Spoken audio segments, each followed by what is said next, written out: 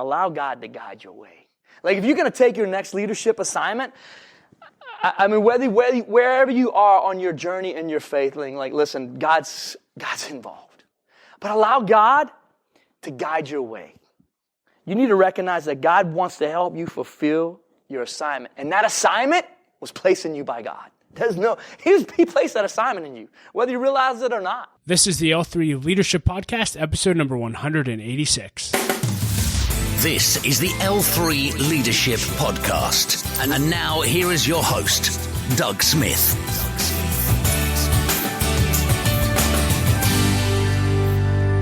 What's up, everyone, and welcome to another episode of the L3 Leadership Podcast. My name is Doug Smith, and I'm the founder of L3 Leadership. If you've been listening to the podcast for a while, you'll notice we have a new intro, and I've been wanting to get a new intro to the podcast for a while, and I finally had one done, and I chose the guy's voice, and I wrote the script, and I got it, and I thought, wow, this sounds pretty cool. And then I threw it out to our Facebook group, to some of our L3 members, and got feedback. And they all said, why would you have someone with a British accent do your podcast? And more importantly, why would you choose someone with an angry British accent to do your podcast intro? It doesn't really make sense. So needless to say, I'm probably not the best person to lead this process. So I'm going to have someone else lead it for me, and we'll get a new intro. But because I had someone do it, I thought we at least have to use it once, maybe twice on the podcast. And I'll always be able to go back and listen to it and smile. So with that being said, you guys are in for a real treat in today's episode. You're going to get to hear a talk by my hero, my mentor, and my friend Larry Bettencourt. I refer to him as Pastor Larry. And I met Pastor Larry when I was a teenager, and he was a youth pastor. And this man changed my life forever. He changed my life through his friendship. He consistently and courageously told me what I needed to hear, not what I wanted to hear. He consistently showed me unconditional love, and he's always invested in me as a leader and now as a husband and a father. And I'm just so grateful for his influence in my life. In fact, I really can't think of another individual who's impacted my life the way Larry has. And if it weren't for Larry Bettencourt, you would not be listening to this podcast today. In fact, I don't know where I would be. L3 Leadership wouldn't exist if it weren't for Larry Bettencourt, and I really do get scared when I think about where I would be if this man hadn't believed in me and invested in me. And so in Larry's talk, you're going to get to hear him talk about stepping into your next leadership assignment. It is full of fantastic content, and so you're going to absolutely love that. But first, before we jump into his talk, just a few announcements. I want to encourage you to become a member of L3 Leadership. Why? Because I believe that every leader needs a community of leaders around them that will encourage them, challenge them, and hold them accountable. And that's exactly what we provide here at L3 Leadership. When you become a member, you'll have the ability to join one of our mastermind groups. You'll have access to our community of over 100 leaders, and you'll have access to the tools and resources you need to take your life and leadership to the next level. To learn more about membership, go to l3leadership.org/membership. I also want to thank our sponsor, Alex Landon. Alex is a full-time realtor with Keller Williams Realty, and if you're looking to buy or sell a house in the Pittsburgh market, Alex is your guy. He's a member and a supporter of L3 Leadership, and he would love the opportunity to connect with you. To learn more about Alex, go to pittsburghpropertyshowcase.com. With that being said, let's dive right into Larry's talk, and I'll be back at the end with a few announcements. So it's really awesome to be here, and I'm glad I have some friends that are here, and obviously my daughter and Bubba is the son I didn't have, and so Geneva. This is a great place. I came to Beaver Falls. Who had ever heard of Beaver Falls or come to Beaver Falls from New Orleans back in 1986, a long time ago? I got this massive football scholarship. No, I just wanted to play for a Christian school because I gave my heart to the Lord when I was 13, and somebody said, hey, you need to go to a Christian school. I'm like, all right, I grew up Catholic. I was like, okay. I just want to play football. Found a Presbyterian college, and little did you know, met this woman, and now we've been married 26 years. Got 4 daughters, and here before you knew it, you've been in this area for 31 years. So it's an honor for me to be here and speak. And I just love this. I just love leadership, and really all I've ever wanted to do with my life is just my motto is seek first the kingdom of God, right, and His righteousness, and all these things shall be added unto you. And that's just a scripture in the Bible. And just say, okay, God, what is that? If I love you, I want to love people. And just just always I have a heart for a coach. I'm really just a coach. And so today, I'm just gonna encourage you like a coach. Hopefully you're gonna be able to take something away, and all the notes are in front of you. So there's nothing profound here. I'm very simple. But what I desire to say is hopefully to encourage you, to inspire you, what's already in you, and hopefully help you take your next step to reach your dream and fulfill your potential. This title is called Stepping into Your Next Leadership Assignment. Every one of us, in every role and every realm of our life, have a next leadership assignment, have a next assignment. As a husband, there's another assignment that God has for our marriage, right? As a father, there's another assignment, there's another season that I have to step into that God has prepared. As a friend, as a son, as a brother, there's another step, there's another assignment that I need to step into, and I just want to do that with the best of my ability. I say this, that I don't want to be better than you. I just want to be the best version of me. Right? And I think that if we can just be the best version of ourselves, that's what we need to do. We've heard this before, right? We have to please an audience of one, and we have to compete against ourselves. And so I just want to be the best version of me. And so today, if I can help you take that next step in your assignment, personally, right? Professionally, right? Publicly, right? All of those realms. And so it's all connected. And I said this, that your personal self, your private self, your public self, and your professional self are all intertwined. And there's an assignment for you. And so it is truly an honor to be here to serve Doug's vision. Right? There's nothing more excites me than getting behind him and encouraging him and to say, hey, let's go. And man, you're doing this out in Pittsburgh. Let's do something in Beaver County, because that's where God's called me to plant my life. And I live in Beaver County, and we've worked in Beaver County, and we've planted a church in Beaver County. And I love Geneva. I wouldn't be here today if it was for Geneva. And so I know with the partnership with Beaver County and Elwood City is so close, and what's going to happen in the future, it's exciting to me. So thank you for being at the real kind of kickoff of L3 Beaver County here at Geneva College. And so what's our next assignment, right? What's our next assignment? What does God have for us in this county? Right? Well, there's something here, and God needs all of us to be able to gel together to do something. And it's not just the churches, right? But it's the partnerships, it's the business, it's the families, it's the people coming together, it's the colleges, the community coming together to take an assignment. But it starts with simply, I'm just got 3 P's, right? Preparation, passion, and purpose, right? It's like I said, nothing profound, just really, really simple. But these elements are seen in great people, right? Preparation, passion, and understanding a purpose. So there on the opening kind of story, it says Demo Diva, Simone Bruni. So this Simone was a young lady. I went home when I graduated in 1990 for 10 months to New Orleans, and my degree's in elementary education, so I went home to teach and coach football at my high school, at the Catholic school that I went to. But I also was going to a non-denominational church, and they asked me to be their youth director. And so absolutely, I'd started getting involved in Young Life when I was here, and so I had a passion for youth ministry. I went to this church that my mom was going to. They asked me to be their director. I met this young lady named Simone Bruni, who was in my youth group for 10 months. Now, I'd already youth pastored, coordinated at a Concord United Methodist Church just right across the Beaver River here. And so I kind of had a little bit of taste of the youth pastor bug, but I was coaching and teaching, and I kind of had these 3 kind of passions in my life: coaching, teaching, and youth pastor, which kind of really all the same. And so I met this young lady, Simone Bruni.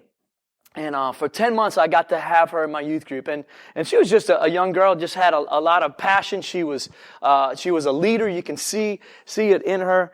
And so obviously I left, came back, got married. That's why I came back. I got married. My wife was from this area. And, and then next thing you know, 26 years. Whoa, God, I've been here 31 years, man. This is crazy. Beaver County, it's cold, right? The last 3 mornings, I had to dust snow off of my car. In New Orleans, Dave and I were just in New Orleans last weekend. We both ran the half a marathon, and one of our friends ran the full, but because we ate too much, we couldn't finish the full. And And I was like, I'm wearing shorts, man. When I come home, like, I have to wear a coat. And I'm like, all right, but God, you called me here. I go to lunch with my mom, taking her out to lunch at this little restaurant right by our house, and then there is Simone. She's having lunch. Simone. Haven't seen Simone in a while. Keep in contact with her because she lives close to my mom. She actually looks after my mom.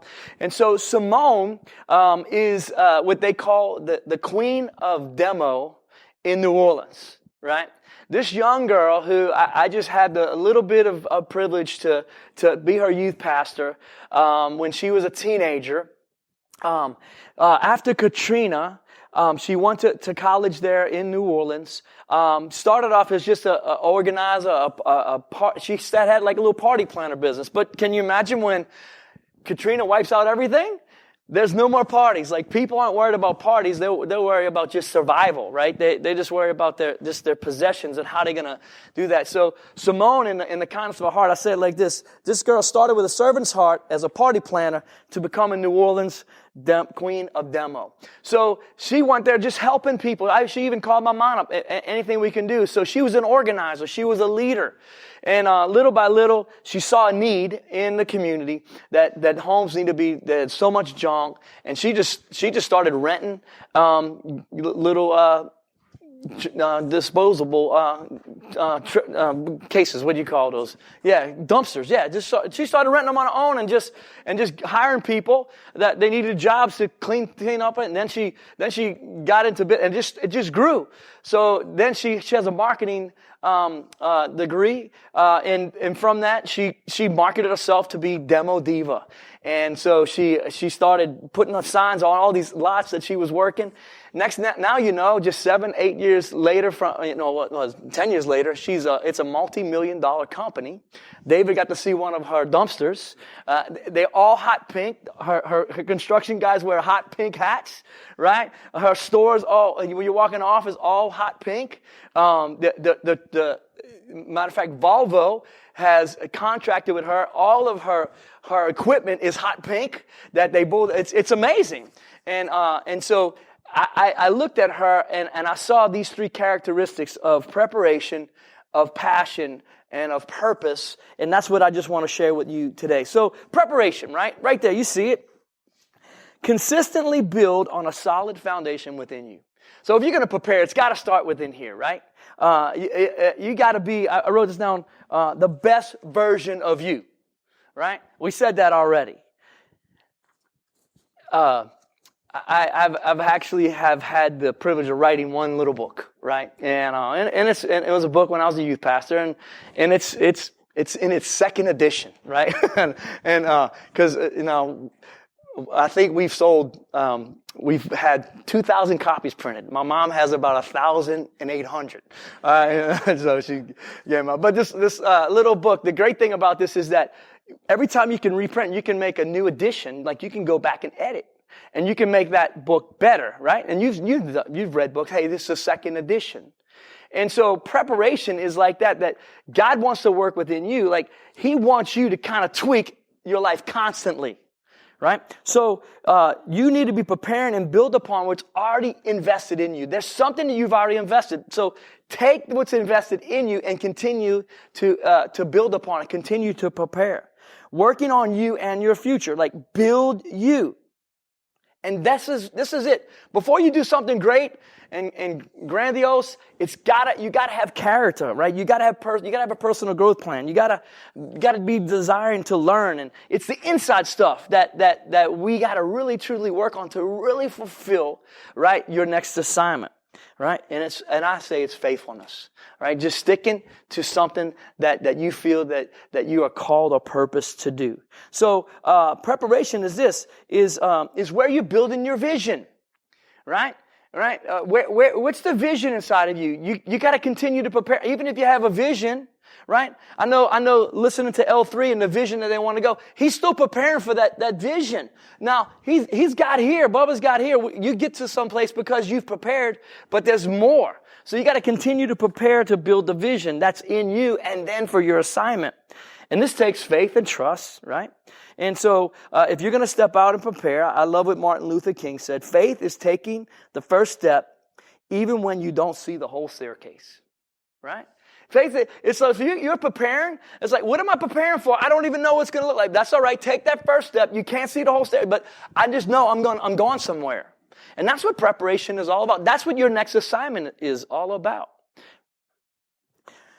Preparation is taking steps, developing firm footing, right? If I want to take firm, solid steps. I love this Bible verse in Psalm 37:23 where it says, the steps of a good man, good woman, are ordered by the Lord, and He takes delight in His ways. Preparation is taking steps. So God, right, wants to lead us step by time. It's the step. Preparation is taking steps, but you can't take steps without taking a step.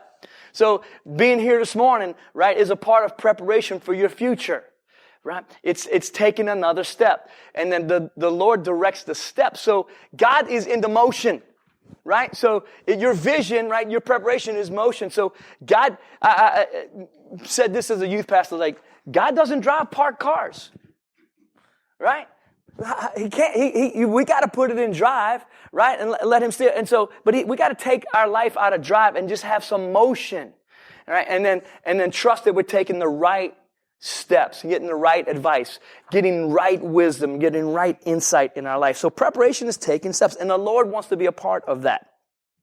Preparation is foundational, right? It's what you're doing is you're laying a foundation.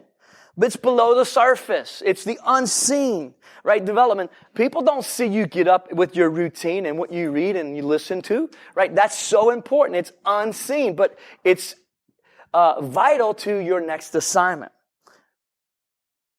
Taking each step, even the ones that make you go backwards or make you go sideways, right? Okay?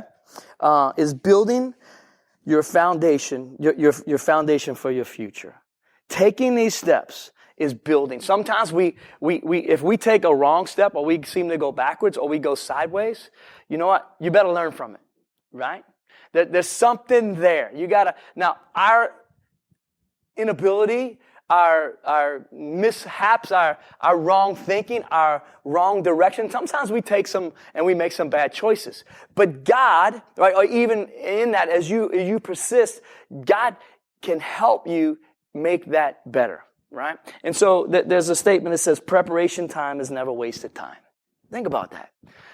So if you're going to reach your next assignment, whatever it is, again, as a dad, like now my girls are, from 24 to 17, like that next assignment is, I don't want to think about it, is husbands. I've never been a dad with husbands before, with girls. But I need to prepare. So I'm actually preparing how to be a good father-in-law. Like, how do I drill these young men, and now with the NRA crisis, I don't know if you can use the gun thing anymore right now. I don't know if you can say, hey, who knows? You might be in jail or something if you do that. So, plus I don't even know how to shoot a gun. But, so my one daughter is, dating this young man. She's 17. He's just turned 21 and it's a good relationship. And people are saying, hey, you got to go to the front door and hold that gun up to him. I'm like, really? I said, I'm from New Orleans. I was like, listen, I don't even know how to use a gun. I said, plus, this kid is a professional archer. Like, he goes to competition and shoots the arrow things. I don't even know what you call it. I said, he might be out laying in the field right now. And I'm dead. Like, I'm going to go to him, scare him with a gun? Come on.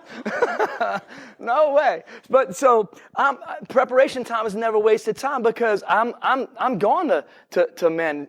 Because you know why I do that? Because family's so important to me. Like, that's the most important thing to me. How can we continue to be a better husband? How can we continue to be a better boss, be a better friend, a better son, right? A better spouse? Like, preparation time is never wasted. So this is important.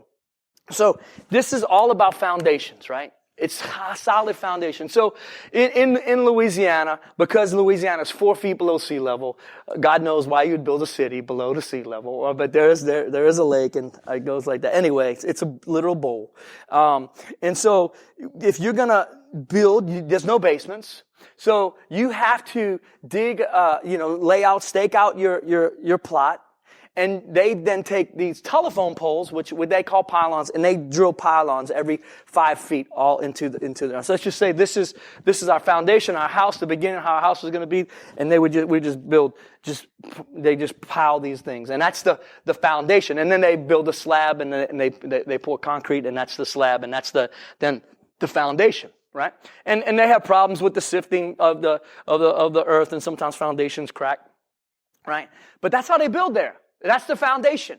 So, but here when we build our house, man, here comes trucks and they digging out. Let's just say this is our foundation, and they dig out all of this level. They make in a basement, right? And then they pour these footers, these concrete footers, right? And then that's how they go up. Right? If we go down to the city of Pittsburgh and we look at these high buildings, it's amazing how they have to do. They have to go deep, and it's the steel foundations. It's all built, and they going deep into the earth. Right? It's foundations. And as I was thinking about that, it's like we all are laying some type of foundation, but it's the foundation of what you're called to do. Right? So my calling is not the other guy's calling. I have to say, hey, this is the foundation that I got to lay, and I have to work upon. And so I ask yourself, like, hey, what's the purpose of your life? Right? What's the foundation? So there's size involved to it. What's the size? What's the time? What's the cost? What's the big vision, hard work? Right? Those are the things. If your next assignment, right, you got to keep building upon that. It's important. You got to lay a good foundation. So higher the building, deeper the foundation. Right? So the higher you want to go in your next assignment, right? This is all preparation. The deeper your foundation, or bigger that your vision is, the stronger.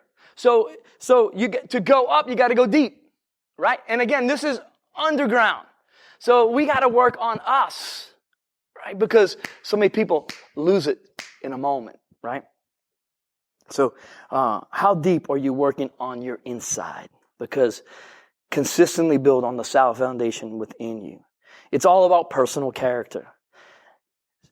Your vision will only take you as far as your character will lead you. And I truly believe that.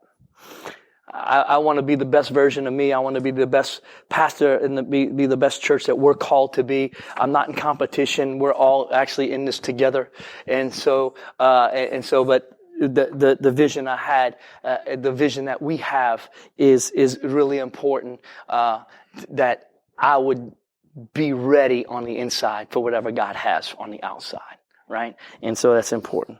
So I believe this in all of us, is if I can get kind of just coach with you. Like, listen, wherever you are, when you're ready, the doors will open up, right? Opportunities open up when you're ready.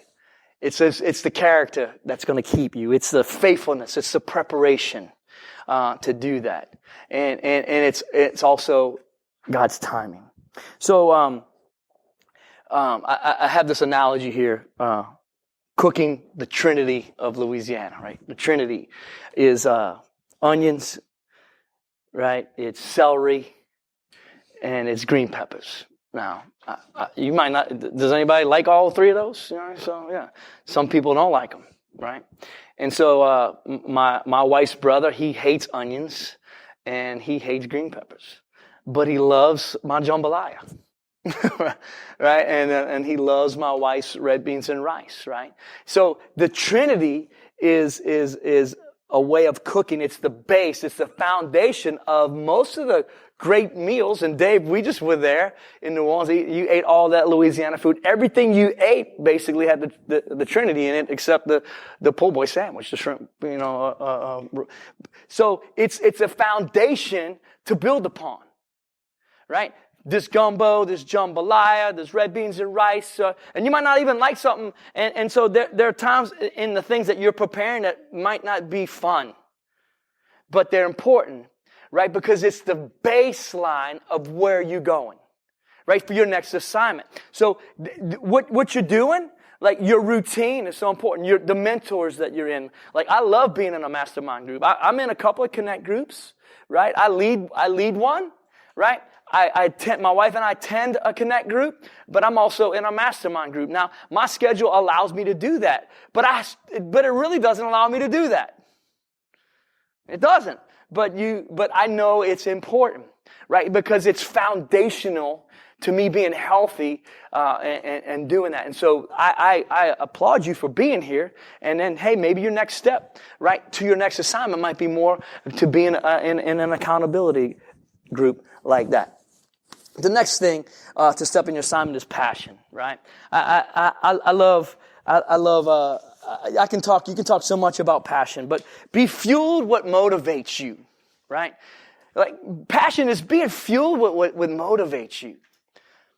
My dad is 77 years old, and I say 50 plus years. My dad's been throwing papers for over 60 years. Like gets up every morning and throws the Times-Picayune paper and the New Orleans Advocate every morning.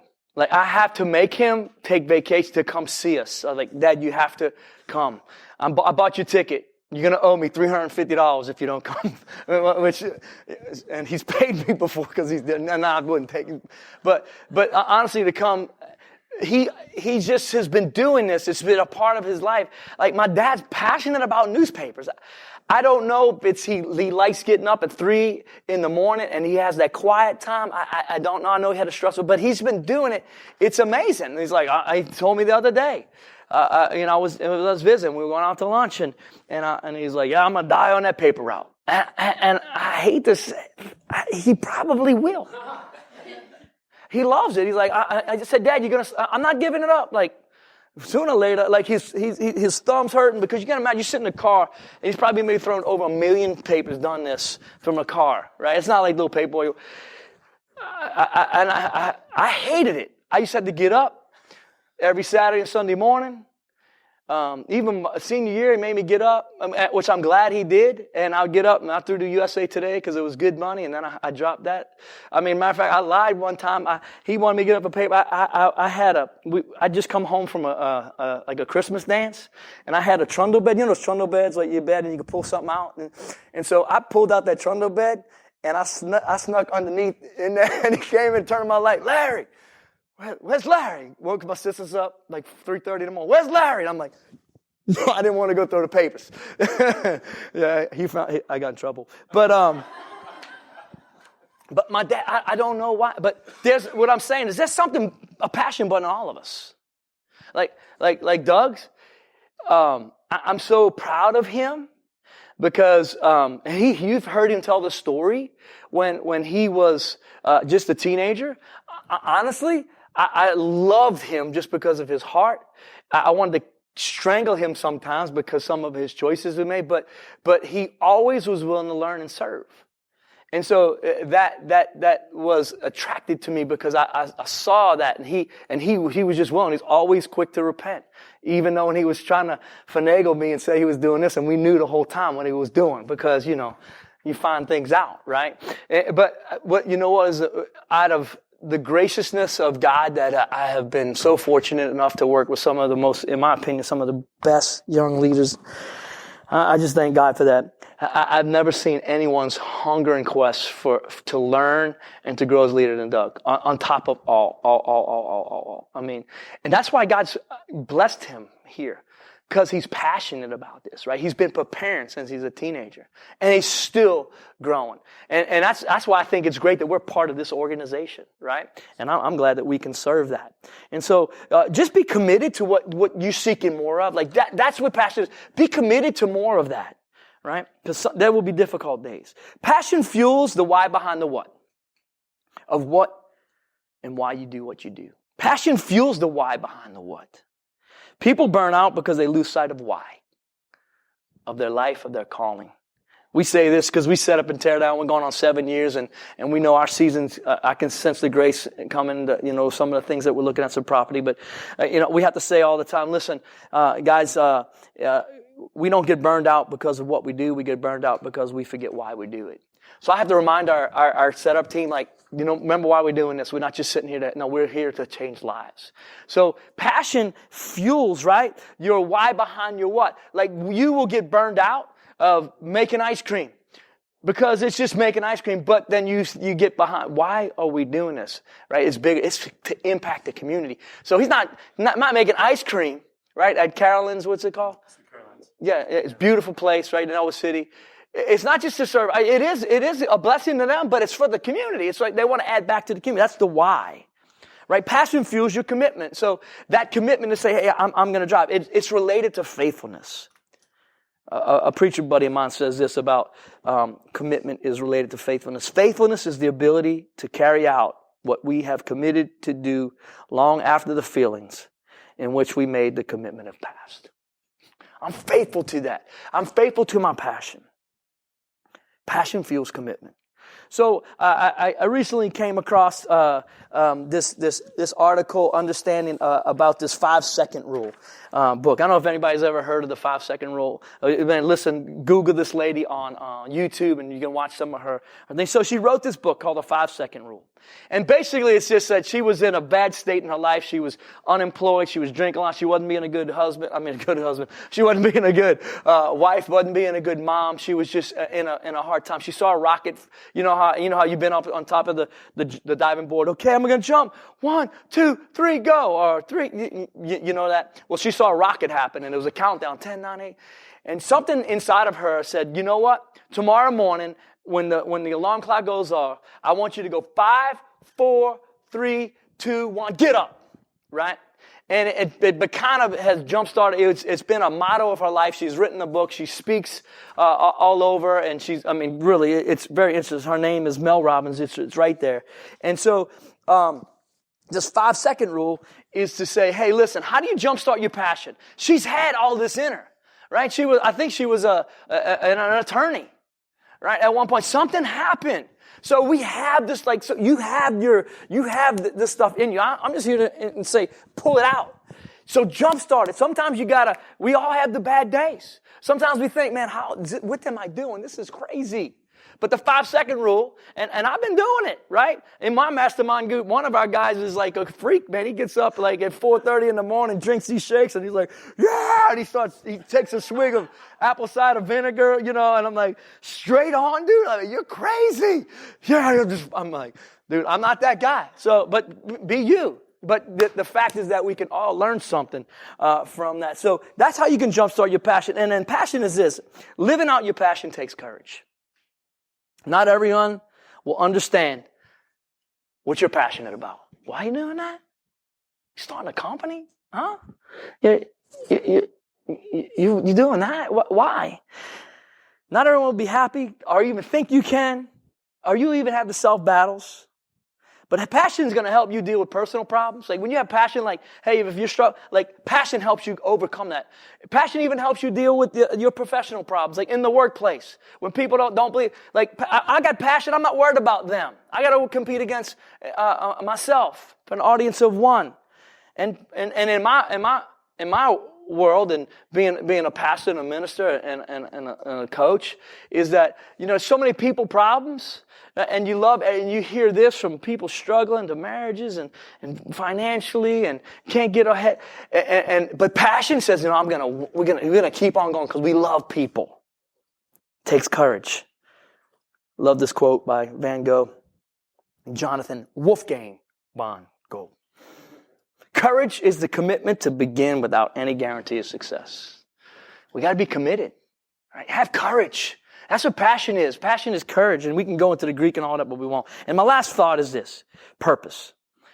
We're here to say, hey, listen, allow God to guide your way. Like if you're going to take your next leadership assignment, wherever you are on your journey in your faith, like listen, God's involved. But allow God to guide your way.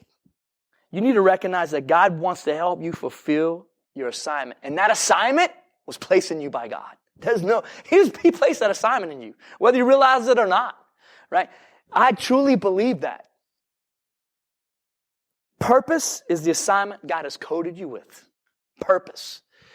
What you're passionate about, but that purpose that goes greater, that why, is the assignment that God has coded you with. It's a part of your DNA. And purpose is this now. His timing, but your faith steps. God has a timing for everything. But it also takes your motion, your faith steps. The emperor moth. I don't know if anybody's ever heard about the emperor moth. But as I close with this, a man watched this little moth, this emperor moth, trying to break out of his cocoon. And as he saw the moth trying to break out of the cocoon, he sat and watched it for hours. And the moth was struggling to force his body through a little bit of hole. It seemed like the moth had stopped kind of halfway through and it had gotten stuck. And it appeared that the moth had gotten as far as he could get to break out of this cocoon. It had been stuck. In the kindness of this man, watching this moth for hours, he decided to get a pair of scissors and clip the remaining part of the cocoon. The moth then emerged easily, but his body was swollen, small, and his wings were shriveled. The man continued to watch the moth for another hour. He expected at any moment the wings would enlarge and the moth would be able to fly and weight would support his body in a matter of time. And that did not happen. In fact, the little moth spent the rest of his life crawling around with a swollen body and shriveled wings. It was never able to fly. What the man thought in his kindness and his haste did not understand that he was restricting, that the restricting cocoon and the struggle that was needed for the moth to get through the cocoon, get through the opening of the cocoon, was God's way of forcing body fluid, right, from the moth into the wings, which would be able to achieve flight once there was freedom from the cocoon. And I say down here, freedom and flight would only come after struggle. Sometimes our struggles are the things that we most need in our life.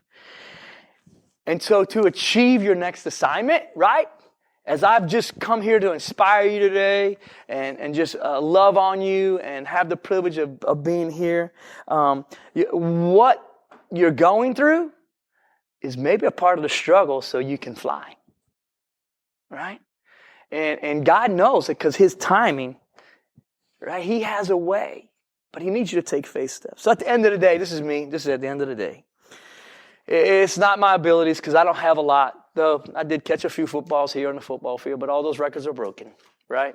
At the end of the day, it's not the achievements, right? The awards, the accolades, even the attendance or the numbers of our church, or even the notable acts that you can do, the acts of kindness.